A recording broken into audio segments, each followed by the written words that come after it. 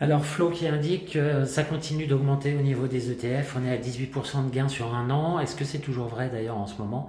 Moi de mon côté sur les investissements, j'ai regardé et je ferai une vidéo plus tard, sur mes investissements en bourse, sur un an je suis à 40%. Alors que le CAC 40 est à zéro.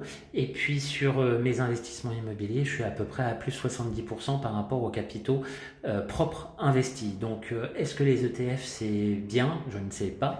En tout cas par rapport à mes performances, que ce soit en bourse ou en immobilier, je trouve que les 18% ne font pas le figure entre mes 40 de bourse et mes 70 en immobilier. Maintenant, ETF, why not?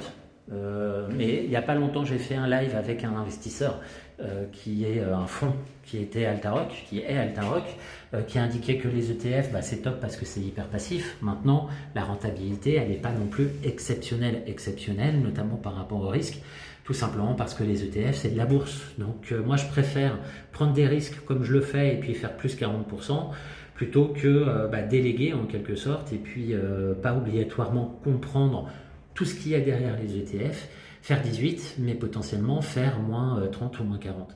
Mais qu'est-ce que vous en pensez? Est-ce que les perfs des ETF sont si exceptionnels que ça? Moi, ça m'intéresse de savoir votre avis.